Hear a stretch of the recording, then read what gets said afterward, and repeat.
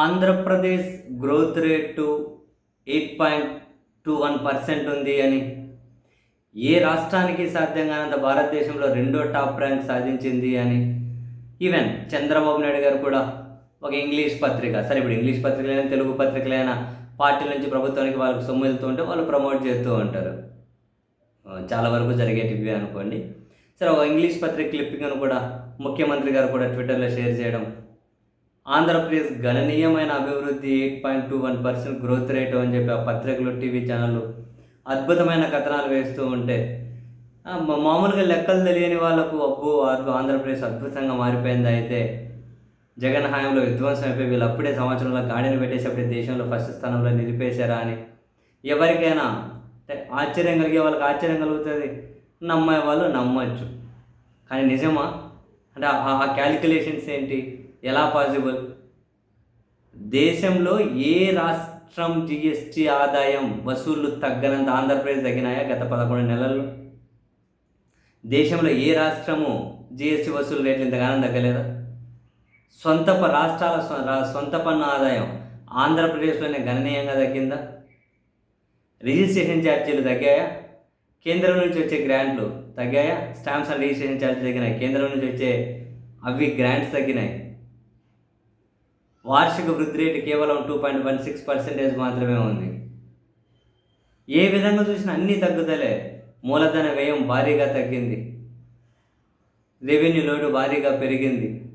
ఏ విధంగా చూసినా కూడా ఏది పాజిటివ్ సైన్స్ లేకుండా ఒక్క గ్రోత్ రేటు మాత్రం 8.21, అంటే ఈ రాష్ట్ర ప్రభుత్వం వాళ్ళు ఒక అంచనా వేసుకొని పంపిస్తారు. మరి ఇవన్నీ ఇన్ని తగ్గుదల పెట్టుకొని గ్రోత్ రేట్ 8.21 అని చెప్పి వీళ్ళు అంచనా వేసి పంపించడం కేవలం 11 నెలల్లో వచ్చినటువంటి అసంతృప్తిని డైవర్ట్ చేయడం కోసమా? ఏది బుద్ధిపడితే ఆ నంబర్ వేసి పంపించేస్తారు. బేస్ ఏంటి? అన్నీ తగ్గినాయి కదా. రాష్ట్రం సొంత పన్ను ఆదాయం తగ్గిందా పెరిగిందా? తగ్గింది. వార్షిక వృద్ధి రేటు తగ్గింది. అంటే ఎక్కడ ఇంకా సొంత పన్నులు స్టాంప్స్ అండ్ రిజిస్ట్రేషన్ తగ్గినాయి, గ్రాంట్లు కేంద్రం నుంచి తగ్గినాయి, అప్పులు పెరిగినాయి.